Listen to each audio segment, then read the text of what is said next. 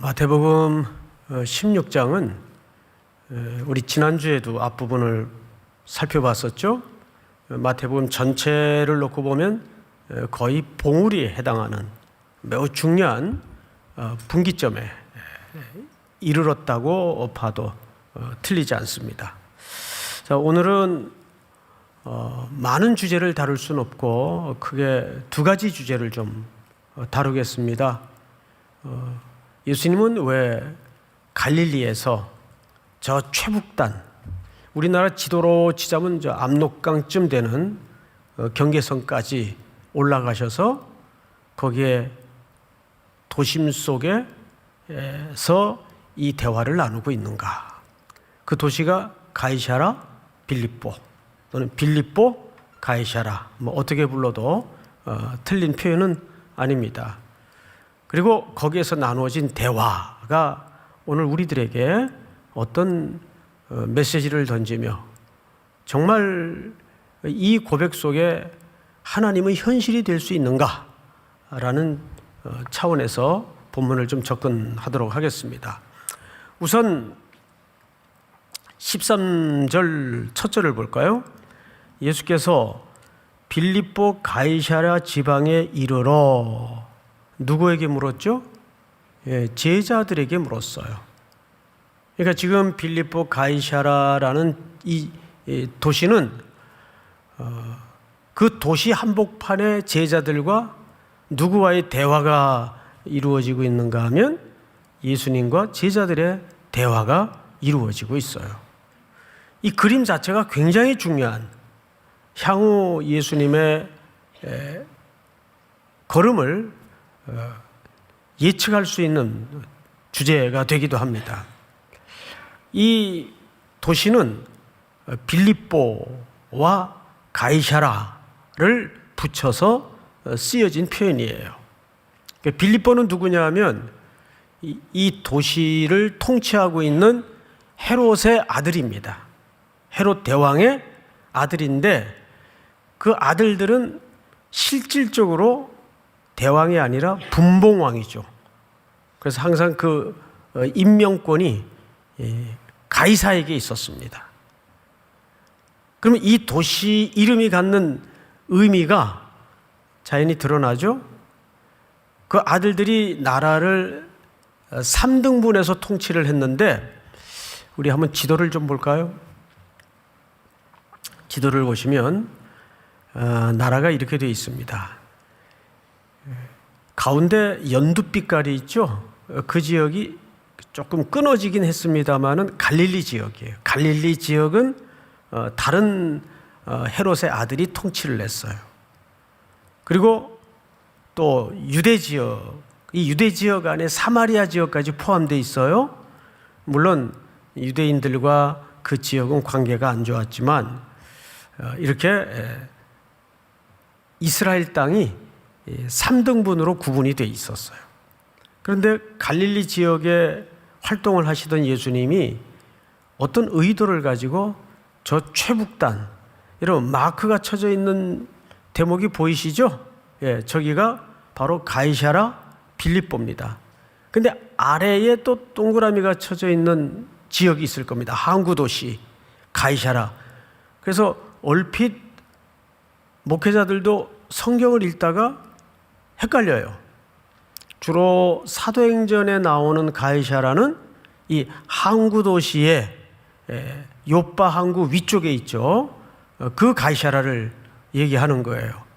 그리고 예수님이 오늘 여기 도착하신 곳은 바로 저 최북단, 빌립이 관할하던 우리나라로 치자면 저 압록강쯤 됩니다. 근데 제가 이 지도를 여러분들에게 보여주는 이유는 뭐냐 하면 유대 지역은 아켈라오라는 헤롯의 아들이 통치를 했고 갈릴리 지역은 헤롯 안티파스라는 아들이 통치를 했고 저 맨 위쪽은 영토가 제일 북쪽에 있죠. 바로 헤롯 빌립이 통치와 관할을 하던 곳이에요. 근데 이 세 아들들이 전부 분봉왕입니다. 그러면 여러분, 분봉왕의 유일한 소망은 뭐였겠습니까? 왕이 되는 거예요. 진짜 왕이 되는 거예요. 그러면 그 왕의 임명을 사실은 로마 황제가 한단 말이에요. 그래서 이들은 이 지역을 관할하고 통치하는 내내 누구의 귀와 눈을 위해서 일했을까요? 백성들의 귀와 눈을 위해서 일했던 것이 아니고 로마 황제를 위해서 일했던 겁니다. 그래서 갈릴리 바다를 여러분 성경에 보면 무슨 바다라고도 불렀죠? 디베랴 바다. 그 황제의 이름을 자기네 나라 고유 지명을 바꾸어 가면서도 환심을 사고 싶었던 겁니다. 그래서 성경에 보면 디베랴 바다라고도 나옵니다. 사실은 황제 이름을 갖다 붙인 거예요. 그 원래는 갈릴리 바다예요. 또 오늘 빌립도 이 도시를 재건하면서 건설한 이후에 도시 이름을 뭐라고 붙였어요? 빌립보 가이사 또는 가이사랴 빌립보, 이렇게 도시 이름을 헌정할 정도로 그렇게 온 시대가 전부 누구를 위해서? 로마 황제의 권력과 그 돈을 위해서 아부하고 환심을 사려고 하고, 왜? 거기서 권력이 나오고 거기서 돈이 나오니까. 이런 시대였어요. 그 중에서도 우리는 오늘 질문이 뭐냐 하면, 왜 예수님은 허금하는 도시 중에 저 최북단 가이사랴 빌립보 쪽으로 올라가서 뜬금없이 갑자기 제자들에게 이 질문과 대화를 나누고 있을까? 문맥적 고려를 좀 해보겠습니다. 여러분, 앞서 지난주 내용, 바리새인과 서기관들이 도저히 함께할 수 없는 사람임에도 불구하고, 또 사두개인과 서기관들이 함께할 수 없는 사람임에도 불구하고 연대를 이루어서 누구를 공격하러 왔었죠? 바리새인과 서기관들이 사두개인과 연대를 해서 예수님을 공격하러 온 거예요. 그리고 그 앞서 15장, 14장, 13장 쭉 12장서부터 우리가 이 이스라엘 땅에서 예수님이 어떻게 대접을 받고 대우를 받았는가를 지켜봐 왔습니다. 어떤 대우와 대접을 받았습니까? 어떤 취급을 받았습니까?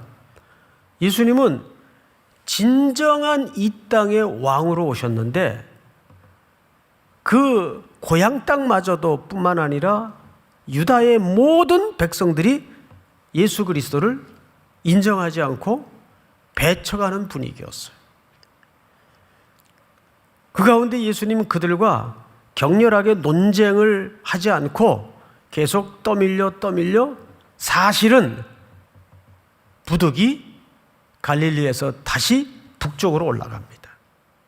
그러면 예수님 지금 막 도착한, 그리고 오늘 이 아침에 또 오늘 예배 시간을 통해서 지금 우리가 보고 있는 이 가이사랴 빌립보는 역사적으로 어떤 땅인가를 좀 알 필요가 있어요.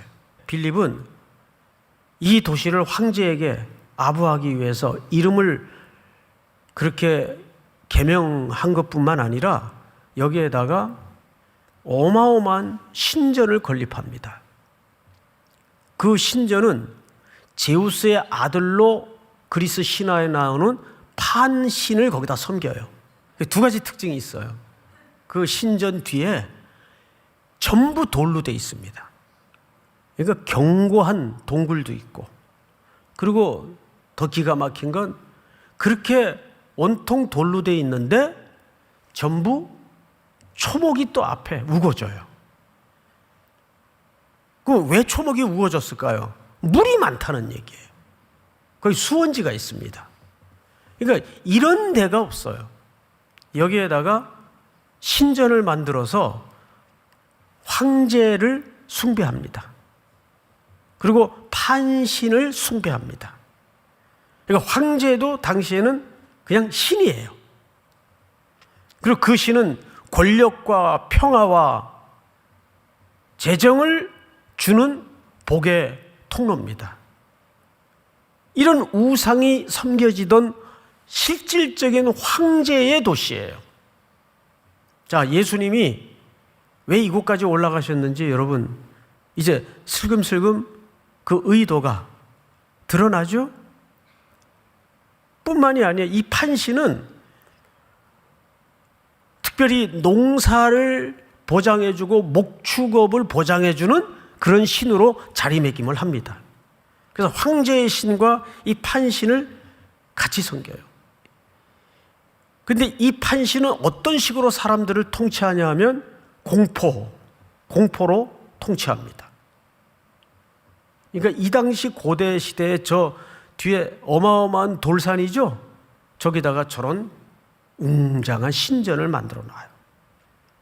그리고 그 앞에는 초목이 어마어마하게 우거진 데다가 많은 물이 흘러 들어와요. 이런 데가 없어요. 여기에다 판신을 섬기고 가이사 황제 우상을 섬깁니다. 자, 그러면 이 판신이 두려움과 공포를 통해서 백성들을 통치하는데 여기에서 생성된 그 단어가 뭐냐면 패닉이라는 단어예요. 패닉. 우리 요즘 그런 말 자주 쓰죠. 패닉에 빠졌다. 그러니까 공포에 빠졌다 그 말이에요. 근데 이 판신은 주로 이제 목동들, 양치기, 그리고 농사 이런 것을 주관하는 신이다 보니까 늘 피리를 불고 다녀요. 그 피리를 당시에 뭐라 그랬는가 하면 펜, 플루트. 우리가 요즘 그 부르는 플루트, 그 악기의 사실은 원형의 근거예요. 근데 여기 두 가지 의미가 있어요. 가이사라 빌립보는 황제의 도시면서 그 당시 사람들의 현실은 뭘로 사느냐를 가장 극명하게 설명할 수 있는 상징적 도시가 바로 가이사라 빌립보입니다. 동시에 문맥적 고려를 볼 때 예수님은 바리새인과 서기관들 그리고 도저히 함께할 수 없었던 사두개인들과 연대하여 공격해오는 이 전체 유대의 분위기를 예수님은 감지하시고 계속 배척당하죠. 떠밀려 가시죠.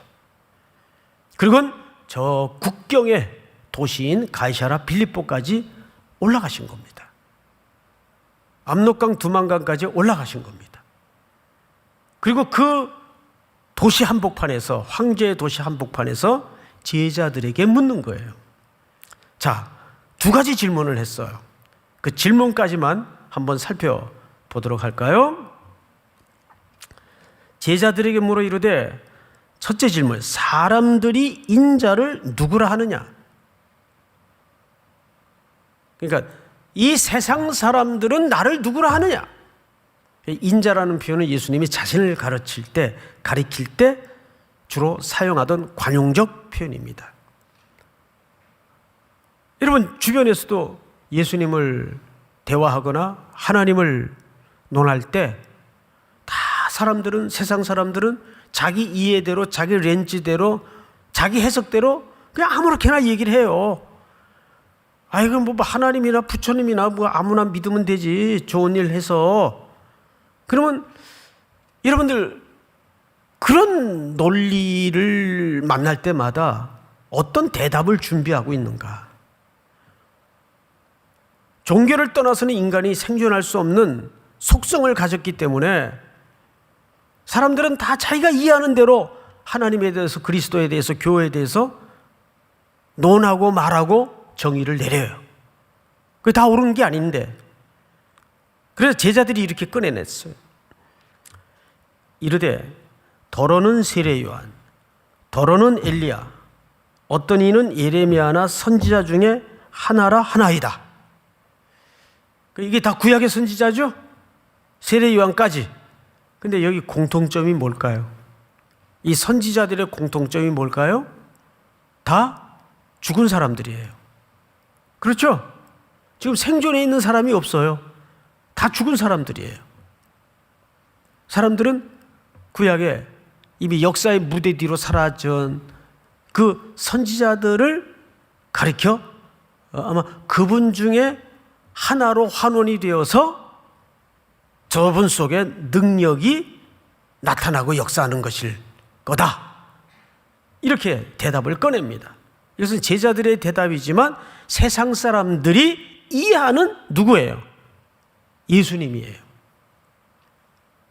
그러자 예수님이 이 제자들에게 두 번째 질문을 합니다. 자, 이 두 번째 질문은 오늘 바로 우리들에게 묻는 질문이기도 하죠. 몇 절을 보시냐면 15절. 이르시되 너희는 나를 누구라 하느냐.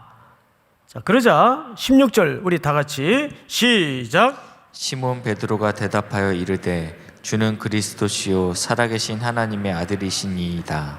아멘. 주는 그리스도시요 살아계신 하나님의 아들입니다. 자, 여기에 많은 신학적 논란이 있고 또 해석이 있을 수 있지만 오늘은 명료하게 주제에 맞춰서 한 가지만 우리가 붙잡는 시간이 되었으면 좋겠어요. 이 베드로의 고백 속에 오늘 우리가 붙잡아야 할 말이 있다면 방금 전 제가 앞에 사람들은 나를 누구라 하느냐라고 물었던 예수님의 첫 번째 질문 속에서 세상 사람들의 평가가 드러났는데 열거된 이름들이 공통점이 뭐라고요? 예? 다 죽은 사람들이에요. 다 죽은 사람들이에요. 그런데 베드로는 여기서 어디에 강조점을 지금 두고 있는가 하면 살아계신 하나님의 아들입니다. 그분은 어제도 오늘도 영원히 살아계십니다. 여러분 그 사실을 믿습니까?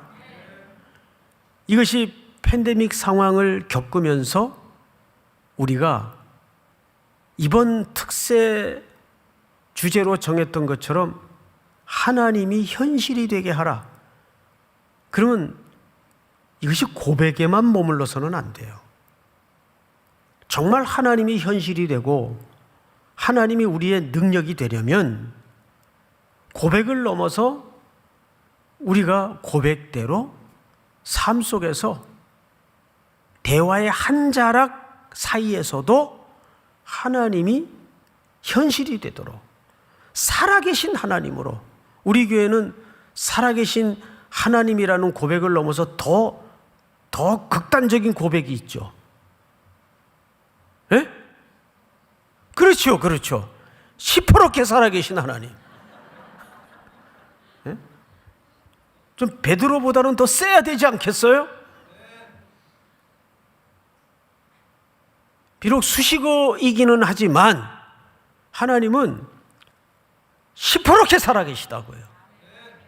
그런데 우리는 조그만 장벽을 만나고 조그만 웅덩이를 만나도 하나님 돌아가신 것처럼 어깨가 늘어지고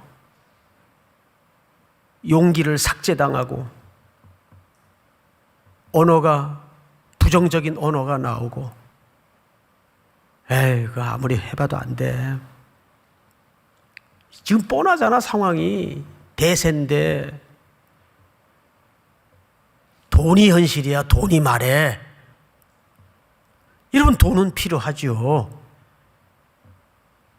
돈은 필요하죠. 그러나 그 모든 것의 주권자는, 참된 왕은 누굽니까? 참된 왕은 그리스도예요. 살아계신 그리스도, 시퍼렇게 살아계신 그리스도. 그래서 오늘 16장 마지막 절을 보시면 이렇게 끝이 나요. 진실로 너희에게 이르노니 여기 서 있는 사람 중에 죽기 전에 인자가 뭐를 가지고? 왕권을 가지고 오는 것을 볼 자도 있느니라. 주님이 뭘 가지고 오신답니까? 왕권을 가지고 오신대요. 그러면 우리는 오늘 결혼을 지으면서 두 가지 사실에 신실한 흐름을 새롭게 만들어내야 됩니다. 하나는 우리의 일상 속에 어느 경우를 만나도 살아계신 하나님이라는 고백을 이번 기회에 새롭게 붙잡으시기를 축복합니다. 그리고 이 최북단 경계의 도시에 서서 이 말씀을 나누고 있는 예수님의 의도는 뭘까요? 복음은 이렇게 경계를 넘어갈 겁니다. 예수님의 십자가의 죽음은 사실상 유대인들의 배척과 유대인들의 십자가의 죽음을 조작하고 만들어내는 이 죄악을 통해서 복음은 중단되지 않았어요. 복음은 국경을 넘고 민족의 경계를 넘어서 수로보니게 여인처럼 스스로를 개 취급하던, 그리고 유대인들이 그렇게 취급하던 땅끝의 영혼들을 향해서 이 복음이 넘어가고 있어요. 그것이 십자가의 죽음이 갖는 우리가 붙들어야 될 두 가지 주제입니다. 사랑하는 우리 삼일교회 성도 여러분, 또 이번 한 주도 우리에게 피할 수 없는 현실이 주어졌습니다. 그러면 그 현장 속에서, 그것은 현실이 아니라 사실은 현장이죠. 그 현장 속에서 누구를 현실로 붙들고 살아야 되냐 하면 우리의 참된 왕 되신 그리스도를 붙들고, 그 현장은 바로 복음의 지경이 계속 넘어서 흘러가는 경계를 무너뜨리는 여러분들의 적극적이고 공격적인 선교적 삶이 또 한 주간 속에서도 이루어질 수 있기를 주님의 이름으로 축원하고 축복합니다. 우리 다 일어나십시다. 지존하신 주님 이름 앞에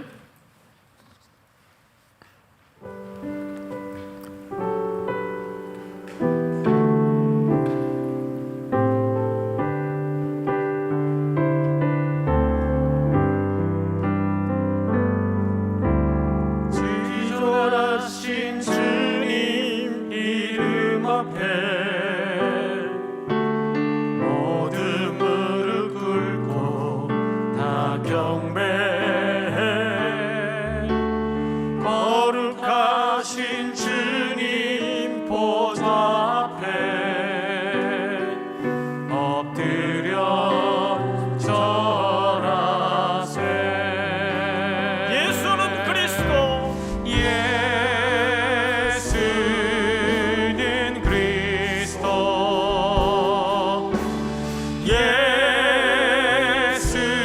예수는 주, 하나님의 영으로 하나님의 영으로 경배드리. 예수는 그리스도, 예수는 왕, 예수는 그리스도,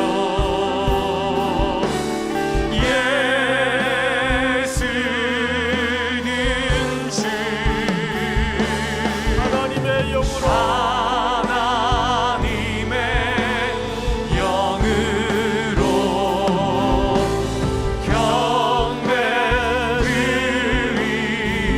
경배드리리. 우리 다시 한번 기도합시다.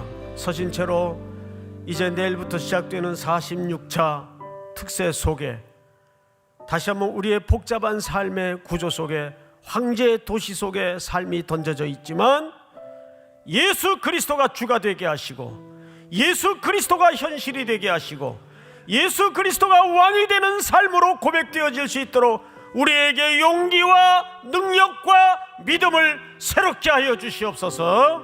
우리 한번 주여 부른 다음에 기도합니다. 주여.